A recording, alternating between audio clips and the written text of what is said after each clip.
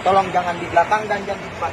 Karena rem tangannya double ini. Viral, curhat petugas damkar Depok alat rusak, minta maaf ke masyarakat.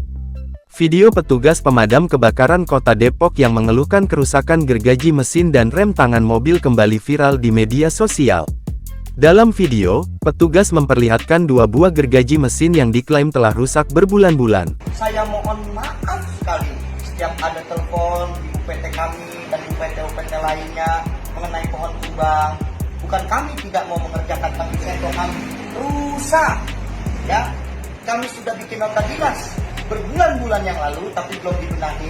Ia mengaku sudah membuat laporan sejak beberapa bulan lalu. Namun SKPD terkait belum menanggapi atau membenahi persoalan itu. Masih pada video yang sama, petugas memasuki mobil sambil mengingatkan warga untuk tidak berada di depan atau belakang mobil pemadam, karena rem tangannya jebol. Apabila pemadam lagi ada di jalan, ya, tolong jangan di belakang dan jangan di depan. Karena rem tangannya double, ini rem tangannya double. Berarti rem tangannya tidak berfungsi, Bapak? Iya, tidak berfungsi. Petugas yang bernama Sandi itu mengkonfirmasi video viral yang menampilkan dirinya. Ceritanya sesuai dengan di video, fakta.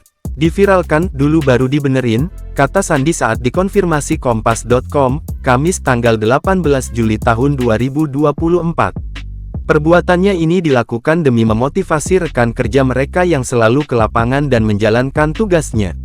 Motivasi agar anak-anak anggota dapat bekerja secara maksimal menyelamatkan warga, jelas Sandi. Kedua, kami anggota lapangan itu sudah capek terkena komplain masalah pohon tumbang ya, terus juga masalah unit pengaduan.